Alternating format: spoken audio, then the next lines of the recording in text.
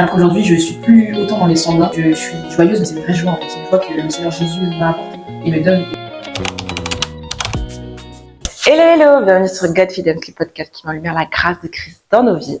Moi, je suis Stéphie. Aujourd'hui, je suis avec Chiara. Et let's go, c'est parti. Je te laisse te présenter. Chiara, t'as quel âge? Alors, je m'appelle Chiara, j'ai 24 ans. Ouais. Tu fais quoi dans la vie? Du coup, je suis infirmière en pédiatrie. Depuis combien de temps? Depuis juillet 2022. Ok, bah top, c'est récent. Du coup, on part de quoi pour ton verset? Du coup, c'est Romains 8, 31.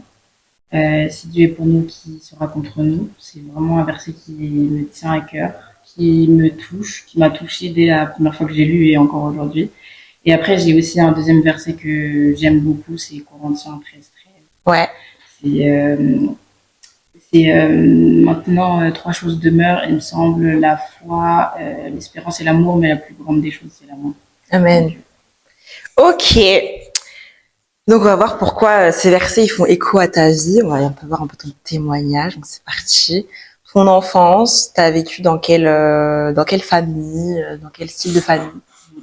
Alors moi, du coup, je suis pas forcément, j'ai pas forcément grandi dans une famille chrétienne conventionnelle, on va dire, parce que ma mère, on va dire, est plutôt spirituelle. Elle n'est pas chrétienne, elle n'est pas vraiment dans une croyance à proprement dit. On va dire qu'elle a plus des croyances spirituelles en général. Mon père, lui, était chrétien, mais on vivait pas vraiment la foi à la maison, quoi. Ok. Donc, t'as pas éduqué dans ça? Ouais. Non, ok. Vraiment pas. Et sinon, t'as eu une enfance heureuse? Franchement, oui. J'ai grandi du coup avec mes deux parents jusqu'à l'âge de mes 6 ans. Parce qu'après, ils se sont séparés. Mais j'avais franchement beaucoup d'amour. J'avais une grande sœur, du coup, avec on a on a les mêmes parents. Et après aussi, j'ai pas mal de demi-sœurs et frères. Ouais. Et j'ai beaucoup grandi avec eux aussi. Donc aujourd'hui, je les considère tous comme mes frères et sœurs. Vraiment, il n'y a aucune distinction. Et voilà, malgré que j'ai pas connu Christ quand j'étais enfant, bah, j'avais quand même un foyer rempli d'amis. Ok. Donc, pas de trauma particulier? J'en ai eu un à la séparation de mes parents. Ouais. Mais du coup, j'ai compris ça beaucoup plus tard. Ok, sur le moment, tu disais pas, tu vis pas mal la chose. Ouais, en fait, j'ai pris un peu de temps à comprendre vraiment la situation, on va dire. Surtout que dès que ça s'est fait, bah, tout de suite après, on a déménagé. Et c'est vraiment, on a déménagé loin, parce que je suis d'origine martiniquaise et ivoirienne. Et du coup, on a déménagé tout de suite en Martinique après. Donc, du coup, c'était un petit peu... ça, c'était une phase un petit peu brutale, on va dire. Mais sur le coup, non, je l'ai pas forcément mal vécu parce que j'étais jeune, j'avais une nouvelle vie, je vivais aux Antilles. C'était fun. Et c'est plutôt après, quand j'ai vraiment compris que oui, bah mon père en fait, il est plus là comme il était quotidiennement, bah, que ça m'a fait, que c'était difficile. Ok. C'était quoi du coup ton identité avant de rencontrer Jésus? Comment tu te représentais le monde? C'était quoi ta place dans le monde, etc. Ouais. Mon identité, on va dire que bon, j'ai toujours eu cette âme de fille joyeuse, on va dire. J'aimais beaucoup rigoler avec mes amis. J'aimais beaucoup, en fait. Je suis quelqu'un, on va dire, d'assez extraverti. Et depuis que je suis jeune, ça s'est vu, parce que j'aimais beaucoup sortir avec mes amis et tout. Donc, je pense que c'était ça ma plus grande particularité. Mais après, j'étais aussi très sensible. Et je renfermais beaucoup de choses en moi. Donc il y a plein de choses que je disais pas forcément. J'avais aussi des grandes tristesses en moi que je ne parlais pas forcément, que ce soit à ma famille ou à mes amis. Ouais. Donc du coup, c'était un petit peu controversé. Enfin, j'étais à la fois très heureuse, mais à la fois... T'exprimais beaucoup de joie, mais à la fin, à l'intérieur, t'étais un peu triste. Ouais. Mais pourquoi? Pourquoi tu exprimais... Alors, pourquoi? Pourquoi t'étais triste et pourquoi t'exprimais pas cette tristesse, du coup? Alors, du coup, le pourquoi moi j'étais triste, ça aussi c'est quelque chose que j'ai compris bien après, mais je mettais beaucoup d'importance sur le regard des gens, sur le regard que les autres pouvaient avoir de moi, que les autres voient que j'étais une bonne amie, on va dire. Je voulais aussi que les autres m'aiment. Et c'est vrai que du coup, quand je remarquais que c'était pas forcément le cas, ou tout l'univers des disputes, ce genre de choses, tout ça, c'est vraiment anxiogène pour moi, j'aimais pas. Et je savais pas forcément contrôler mes émotions aussi. Donc, du coup, ça, je pense que c'était une chose qui faisait en sorte que je me renfermais beaucoup. Et la deuxième question, c'était T'exprimais pas du coup. pourquoi j'exprimais pas. Ça, franchement, je ne saurais pas forcément dire parce qu'autour de moi, j'avais quand même des personnes aimantes, de confiance et tout.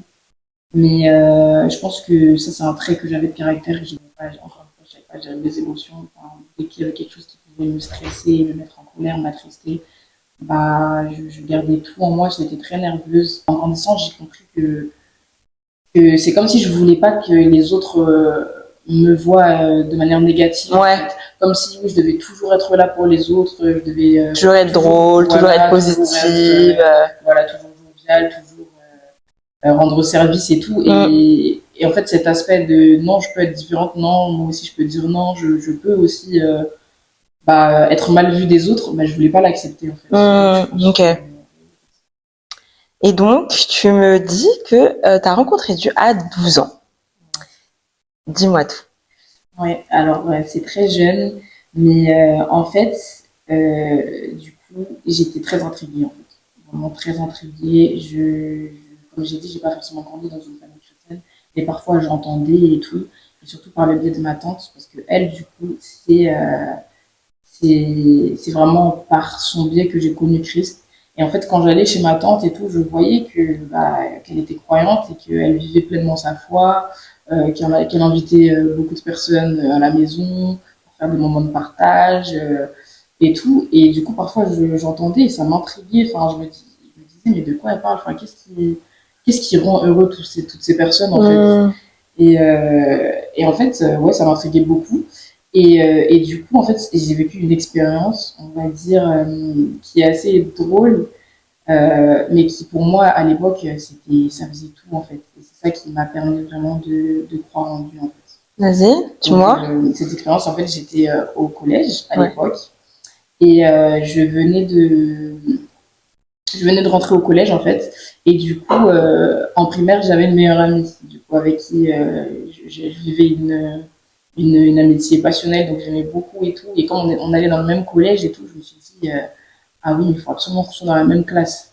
Vraiment, il faut qu'on soit dans la même classe et tout. Et en fait, à cette époque-là, comme du coup, tout l'aspect chrétien m'intriguait et tout, je me disais, mais peut-être que je peux demander à ce Dieu-là, en fait, qui me mette dans la même classe que ma meilleure amie. Donc, du coup, pendant tout l'été, en fait, avant la rentrée, j'avais une petite croix en plastique, je sais même pas, je l'avais trouvée où, que j'avais collée devant mon bureau.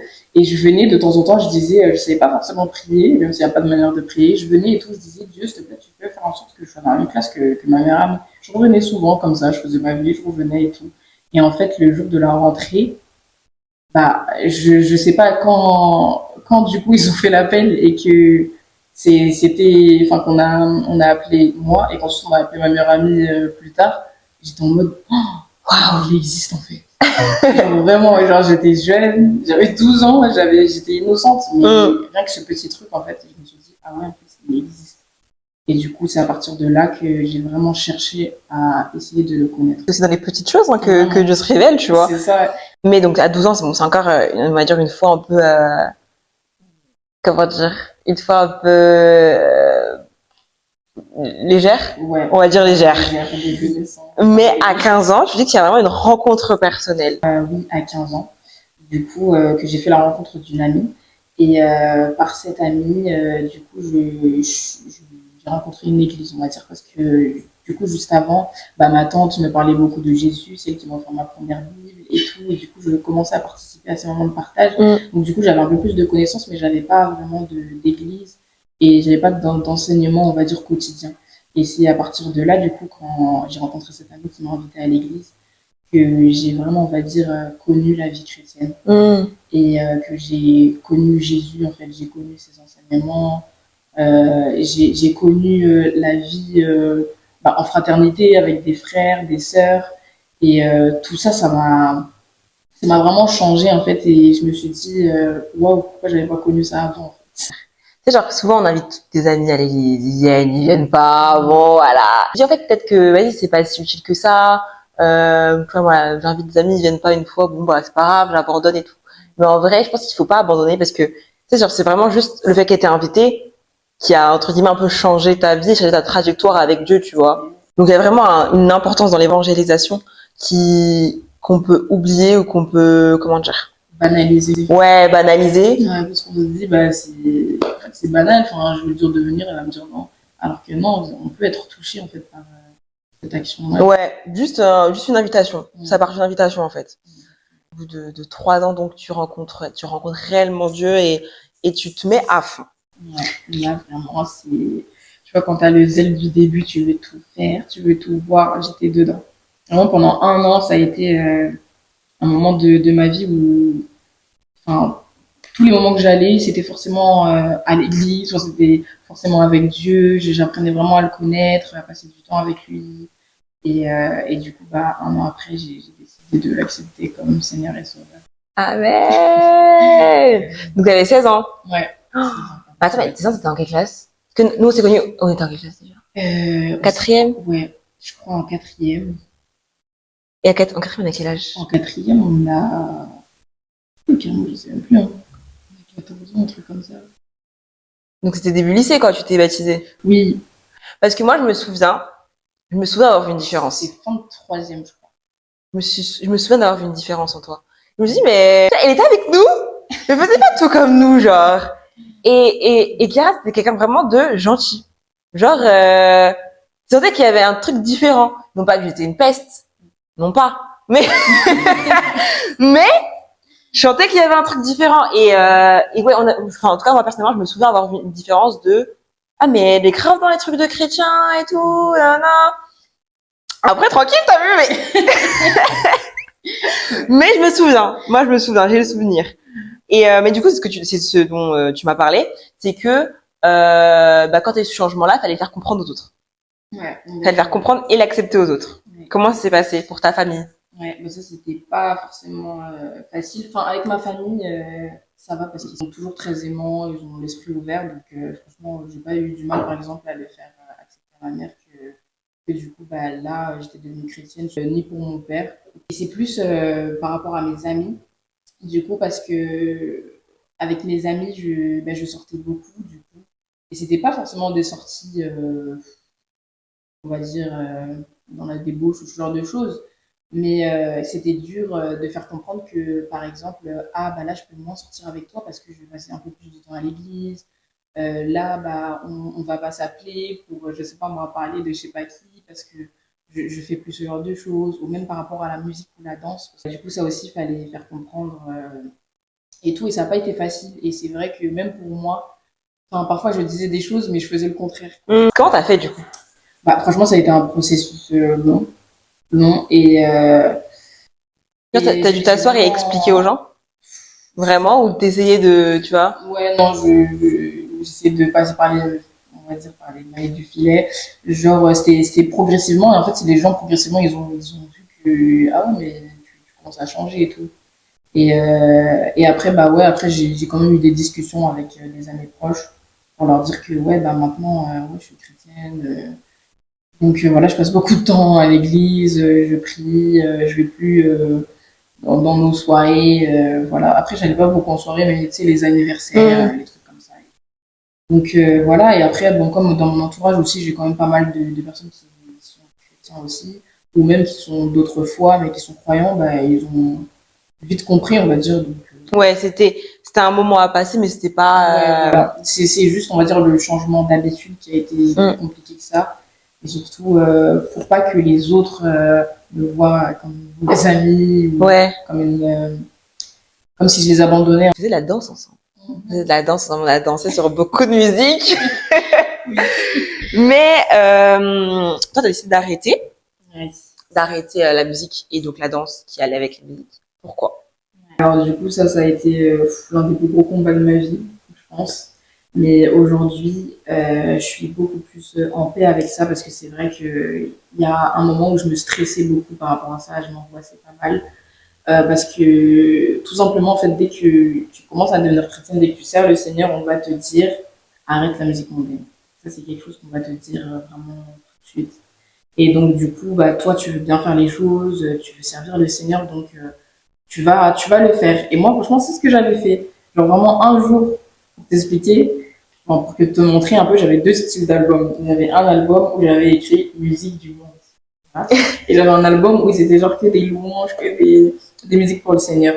Et en fait, à un jour de mon baptême, j'ai dit, mais attends, je vais me baptiser, il faut que je sois correct et tout. J'ai supprimé l'album. Genre, D'un coup, bam. d'un coup, j'ai tout supprimé.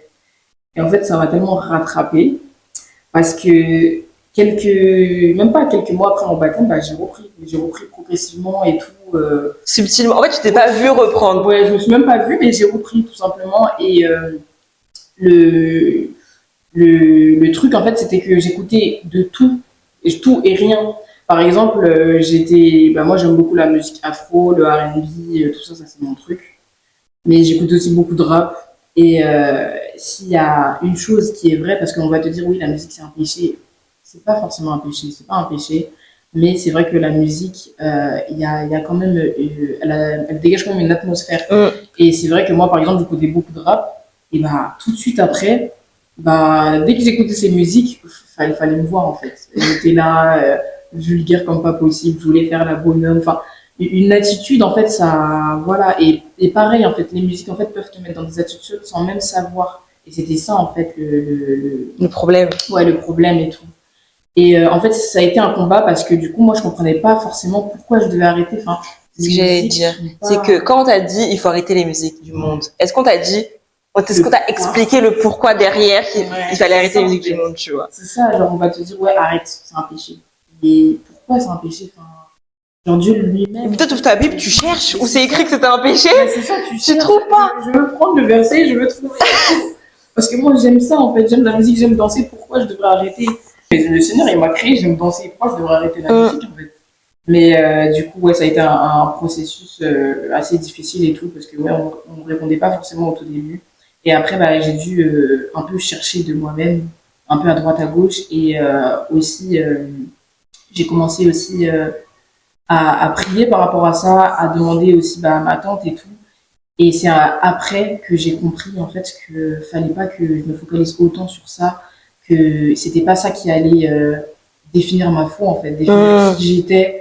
C'est pas parce que ouais demain, je sais pas moi, tu vas écouter du Beyoncé que tu n'es pas chrétienne, que tu n'as pas foi en Jésus-Christ et que tu peux pas le servir en fait. Et dès lors que je me suis moins focalisée sur ça et que j'ai demandé au Seigneur de m'aider, bah ça a été tout seul en fait. Vraiment, j'ai arrêté d'écouter, mais vraiment Naturellement. ouais, naturellement. Et j'écoute plus, on va dire, n'importe quelle musique. En fait, je vais écouter des musiques qui vont m'édifier. Ouais. T'es pas sur le musique mondaine. Ouais. Moi, je suis pas dans ça en fait parce que je trouve que. En fait, ça met tout dans la musique. Voilà. C'est quoi de la musique mondaine? Ça, en fait. Qu'est-ce qui n'en est pas? Est-ce que parce que j'ai mis le nom de Jésus dedans, c'est plus de la musique mondaine? Est-ce que parce que la musique elle est un petit peu douce? Voilà, c'est une musique. Non, enfin, moi, vraiment, je suis pas dans ça. Surtout que, bah, je sais pas si j'ai déjà dit, mais j'aime beaucoup l'univers de la musique. C'est vraiment quelque chose qui m'a toujours parlé. Et je vais pas m'arrêter en fait à juste une instru pour dire que ah oui, elle va pas m'édifier. Non, en fait. Je vais chercher plus loin le message, la personne qui va faire cette musique, qu'est-ce qu'elle veut m'apporter et tout. Et limite aussi, je vais demander au Seigneur, est-ce que Seigneur, tu veux que j'écoute cette musique? Qu'est-ce qu'elle m'apporte aussi dans ma vie en fait? Et c'est pour ça qu'aujourd'hui, bah ouais, je vais écouter des musiques qui m'édifient, qui m'encouragent, qui me donnent la vie, même parfois qui me consolent. Et dans mon album, on peut retrouver bah, majoritairement des musiques chrétiennes forcément, mais on va retrouver parfois des chansons d'amour ou des chansons qui parlent de la vie, qui vont t'encourager et tout. Et L'artiste classique, quoi. Oui, voilà. Mais après, en général, quand tu recherches, tu vois aussi que ces personnes-là, il y a un aspect spirituel derrière, en fait.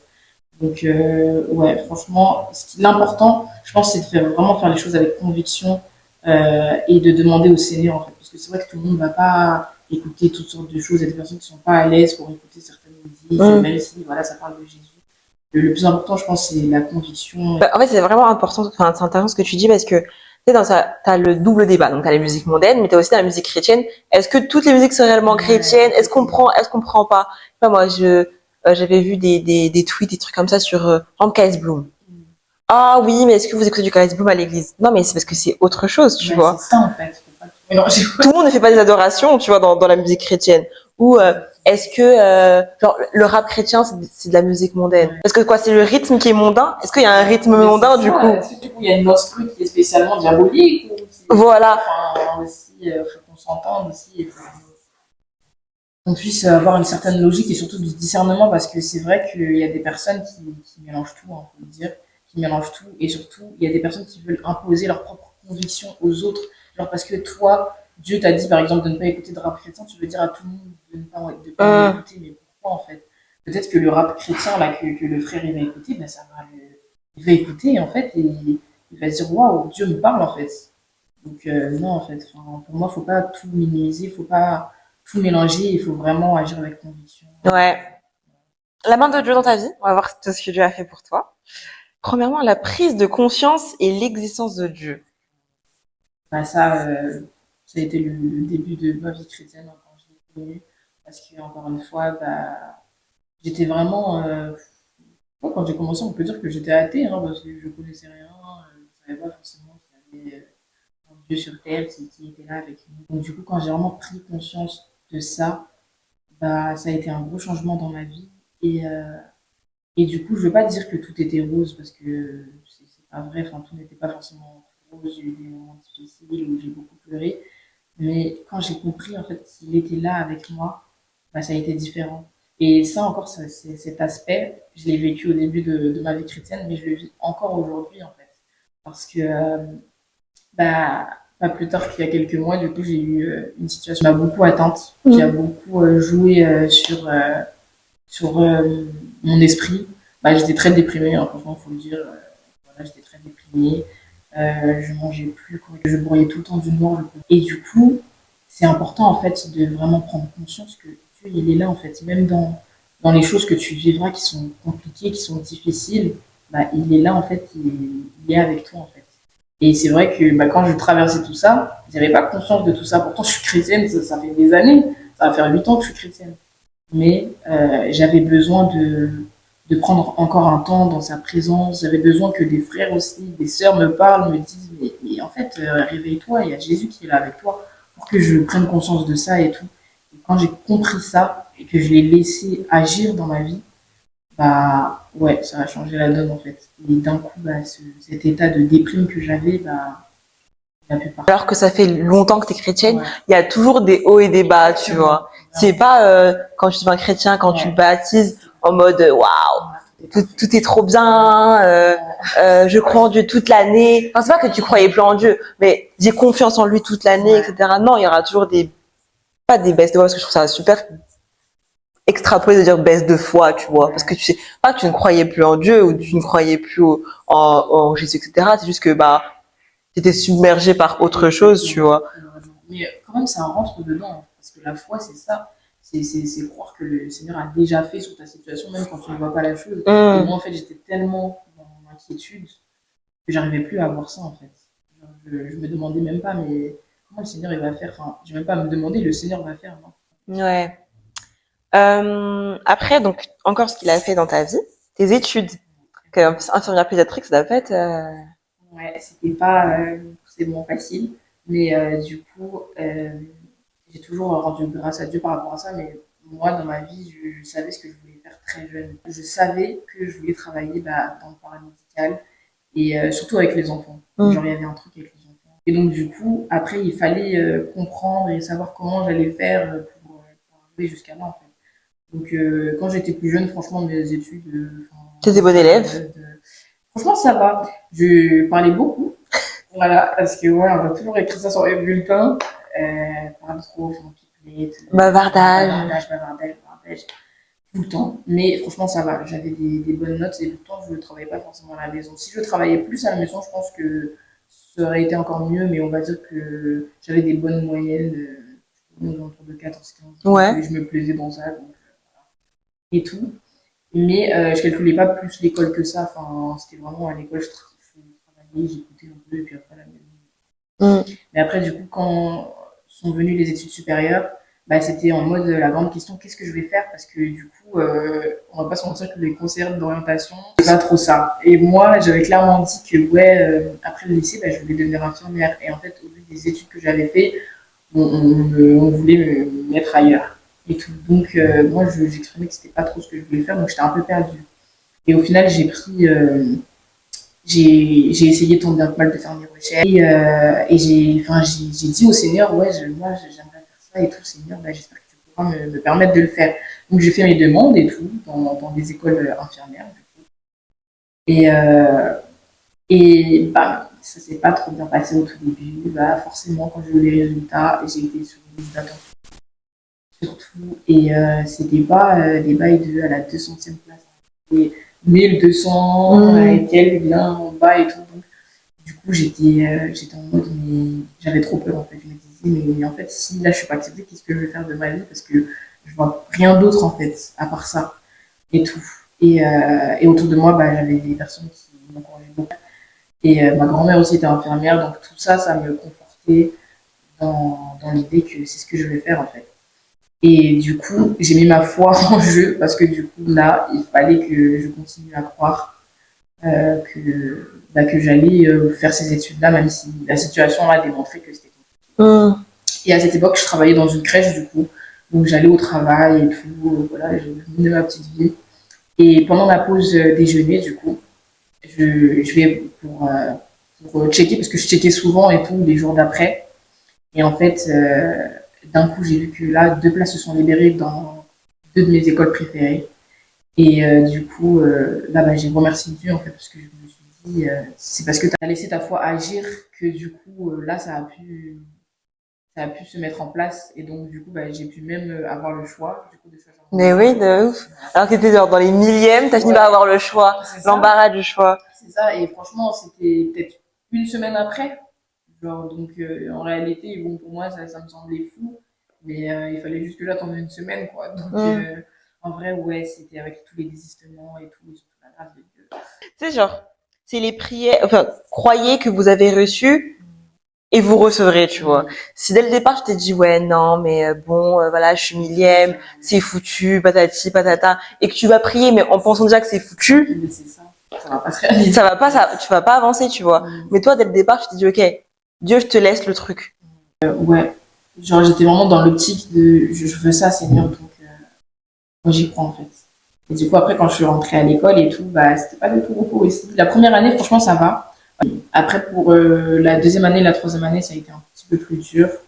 Je faisais des nuits blanches à répétition, fatiguée. Les stages, c'était pas facile. Et c'est surtout en troisième année, du coup, bah, c'était pour mon dernier stage, avant-dernier stage. Du coup, où pareil, bah, j'ai failli ne pas passer ma troisième année. Et en fait, c'est pareil, ça a été une situation complexe, mais en gros, j'avais une formatrice qui m'avait noté durement. Et en fait, vu comment elle m'avait noté, c'est sûr que j'allais pas passer, parce que j'avais déjà eu un stage de rattrapage en deuxième année. Donc, par rapport à ça, je commençais déjà à paniquer.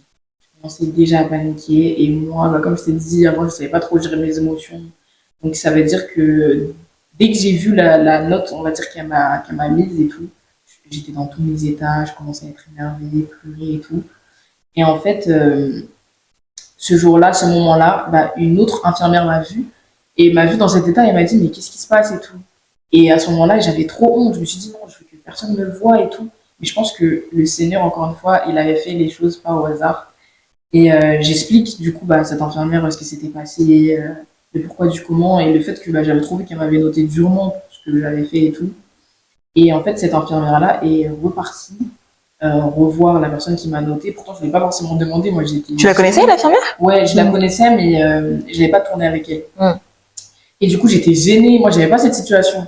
Et en fait, le jour d'après et tout, en fait, moi, mon stage était terminé. Donc, ça veut dire que je revenais même plus. Mais en fait, on m'a appelé le jour d'après. Et c'était du coup celle qui m'avait noté qui m'a dit oui, reviens, je vais te renoter et tout. Parce que, en gros, on m'a pas forcément expliqué le pourquoi du comment, mais elle m'a dit reviens, je vais te renoter et tout. Et du coup, bah, ça m'avait tellement choqué parce que moi, c'est une situation qui m'est jamais arrivée en stage. Enfin, tu me notes, c'est bon, je ne reviens pas dessus. Et en fait, j'étais revenue. Et, quand j'étais revenue, du coup, elle m'a dit oui. Elle s'est pas vraiment excusée, mais elle m'a dit ouais, c'est vrai que je t'ai noté. Elle fait son mea culpa. Voilà. Et en gros, elle s'est remise en question, on va dire. Et en gros, en fait, c'est ce qu'elle voyait en moi, c'est que effectivement, j'avais des difficultés, j'avais des lacunes, surtout à prendre des initiatives, on va dire, mais qu'elle voyait en moi une infirmière, en gros. Donc, la façon dont elle m'avait noté, savait que ça pouvait me porter préjudice pour ma formation. Donc, du coup, elle a vraiment tout renoté. Et là, j'étais en mode, mais merci Seigneur, en fait. Merci Seigneur, parce qu'après, du coup, la suite s'en est suivie. J'ai fait le mémoire, j'ai fait mes oraux et j'ai eu mon diplôme. Gloire à Dieu. Amen. J'étais soulagée. Et ça me fait penser, tu sais, c'est écrit demander, vous recevrez. Et moi, j'ai toujours appliqué ce verset en mode, demander à Dieu. Tu vois, genre, demande à Dieu et Dieu te donne et tout et tout. Mais en vrai, c'est aussi demander aux autres. Moi, c'est Louis qui me l'a dit en plus. Il m'a dit, mais en fait, la parole le dit, demandez, vous recevrez. Moi, je dis, non, moi, j'aime pas demander, j'aime pas gêner, ça me met mal à l'aise. Mais en fait, c'est aussi dans ce contexte-là que la parole le dit, tu vois. Et là, il a suffi que tu sois ouverte à l'infirmière qui est venue te voir, et ça débloquait une situation. Exactement. Et ça, en plus, c'est quand même une forme d'orgueil, que j'ai compris bien plus tard, après, que du coup, en fait, le fait de ne pas te laisser aider par les autres, en fait, de ne pas vouloir parler de ce par quoi tu vis, ou voilà, même tes proches, ou peu importe, en fait, c'est une forme d'orgueil parce que tu te dis que tu peux tout gérer toi-même, en fait. Alors que Dieu nous a créés en groupe, quoi. C'est ça, en fait, sinon il allait te créer tout seul sur Terre, en fait, alors que c'est pas ce qu'il a fait. Il t'a aussi amené à côté de toi des personnes qui sont légitimes aussi pour t'aider dans ta vie, en fait. Donc, il faut aussi les utiliser, et ça aussi, bon, je n'ai pas compris tout de suite, parce que bien après aussi, j'ai continué à rester dans mes phases de solitaire et tout, mais ouais, c'est un aspect très important. Et tout. Dieu t'a permis de réaliser l'état de ton cœur. Il était comment ton cœur? Alors, mon cœur, il était enfoui de plein de choses. Vraiment enfoui de plein de choses. C'est vrai que, comme je t'avais déjà dit, j'étais une fille joyeuse. Donc voilà, dans mon cœur, il y avait tout ça, tous ces moments, ces souvenirs que j'aimais partager avec les gens, mais il y avait quand même pas mal de tristesse et de tristesse que j'avais pas résolu en fait, que je ne pas moi-même. Donc du coup, qui avait créé, on va dire, naissance à des caractères en moi qui étaient ancrés depuis des années. Et puis moi, j'étais en mode, je suis comme ça. Oui, c'est ta personnalité. Ouais. Et en fait, l'église où je suis actuellement parle énormément d'amour et de pardon. Et ça, c'est une chose que, on va dire, que je connaissais avant. Enfin, je savais que bon, le Seigneur, voilà, il pardonne, mais ouais. Voilà. Ouais, c'est classique, quoi. Voilà. Dieu t'aime, voilà. Jésus t'aime, tout le monde le sait. Il pardonne, voilà. Mais tu sais déjà, alors que là, vraiment, on te disait non. Genre, regarde ce que tu as dans ton cœur, regarde tes blessures et visualise, en fait. Et là, en gros, c'est vraiment des sœurs de mon église actuelle qui m'ont aidé à comprendre que, en fait, tu as des parts de tristesse parce qu'il y a des choses qui n'ont pas été résolues, notamment avec la séparation avec mes parents. Et c'est là, du coup, que j'ai pu comprendre que des grandes tristesses par rapport à l'amour des autres et au regard des autres, encore une fois. Et tout venait de ton père, quoi. Voilà. Donc, ouais, c'est la plupart des choses, ça venait de là, en fait. Parce que, du coup, en fait, ça m'a tellement ça m'a tellement mis un coup, le fait de ne plus avoir mon père comme j'avais tous les jours et tout. Je me demandais même, mais pourquoi, pourquoi du coup je suis dans cette situation, pourquoi il n'est plus avec moi, est-ce qu'il m'aime plus, est-ce que voilà, je me posais un tas de questions et tout. Et j'étais triste, en fait, j'étais triste sans le savoir. Pourtant, il y avait ma mère qui était là, qui me donnait beaucoup d'amour, qui même donnait le double du coup parce qu'elle devait faire aussi pour les deux. Mais du coup, j'avais quand même cette tristesse qui était là et cette incompréhension. Et en fait, le truc, c'est qu'à partir de cet âge-là, du coup, j'ai vécu encore une autre année avec mon père, du coup, avant de venir en Ile-de-France. Mais après, j'habitais plus avec lui, mais il était toujours dans ma vie. Mais c'est juste que je le voyais plus quotidiennement. Et du coup, en fait, j'ai compris que je m'en voulais. En fait. Que des années après, que du coup, j'avais de la rancœur quand même contre lui, de cette situation, du fait que qu'on soit plus avec quelqu'un qui n'était plus avec ma mère, qui soit plus avec ma soeur et moi. Et du coup, ouais, ça a été un processus pour comprendre ça et pour accepter de le pardonner, du coup. En fait, c'était un peu comme si pendant toutes ces années, t'étais dans le déni. Ouais. Genre, tu dis, ok, ils sont plus ensemble, c'est pas grave. Ouais, c'est ça. Alors que, au fond de toi, ça t'avait vraiment blessé. Ça m'a vraiment blessée et du coup, ça avait créé aussi des caractères en moi parce que du coup, j'avais une grande sensibilité, mais j'avais aussi beaucoup d'impulsivité. J'étais très nerveuse et très susceptible. Et ça, c'était des choses qui étaient vraiment, enfin, qui étaient vraiment arrivées à partir de là, en fait. Et je pensais trop que c'était mon caractère, j'étais comme ça, alors que non, tu n'es pas obligé d'être comme ça, en fait. Tu peux changer. Et dès lors, du coup, que j'ai fait ce processus, quand j'ai fait ce travail-là, il y a plein de choses qui ont changé et même la relation avec mon père a changé. Et il y a plein de choses que j'ai compris aussi. J'ai appris à avoir de la compassion pour lui, à comprendre le pourquoi du comment. J'ai compris aussi du coup, que les relations d'adultes, c'est des relations d'adultes, donc tu peux pas forcément rentrer et tout comprendre. Euh, et, euh, et par rapport aussi du coup à mes frères et sœurs que je parlais tout à l'heure, il y en a plein, c'est des enfants de mon père, du coup, et j'ai compris que, ah oui, forcément, il y a eu séparation. Et il y a eu d'autres enfants aussi, donc il fallait aussi qu'ils s'occupent des autres enfants. Et ça aussi, tout ça, en fait, ça a été un cheminement pour comprendre et pour pardonner à mon père.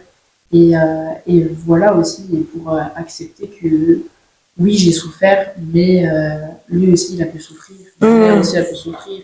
Enfin, en fait, tout ça, ça a été un processus, du coup. Bah, c'est le pardon, quoi. Ouais, c'est ça. C'est exactement ça, le pardon. Et quand réellement, dans ton cœur, tu acceptes de pardonner, c'est différent, en fait. Ça t'a débloqué des choses. Ouais, ça m'a vraiment débloqué des choses. Même dans ma vie, des choses ont changé, mon caractère a changé. Et vraiment, la vie était même différente, en fait. Ah, dur, ouais. Mais non, mais c'est super. Parce qu'après, du coup, t'as une nouvelle identité. Ouais. C'est quoi ta nouvelle identité maintenant? Maintenant, du coup, je suis plus autant dans les semblants, on va dire.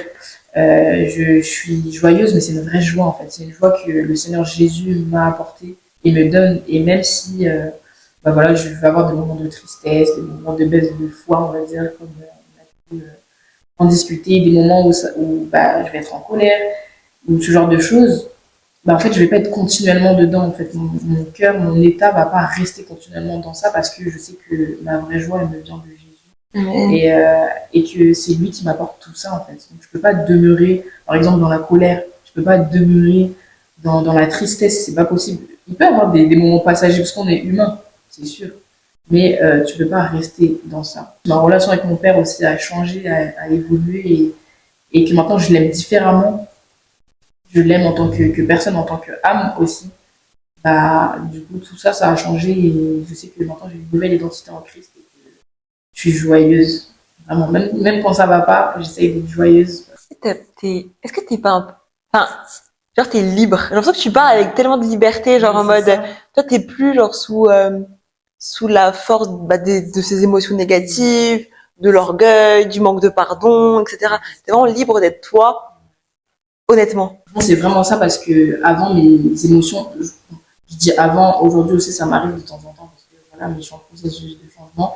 Mais avant mes émotions, elles me dirigeaient en fait. C'était elles qui me contrôlaient sur tout ce que je devais ressentir.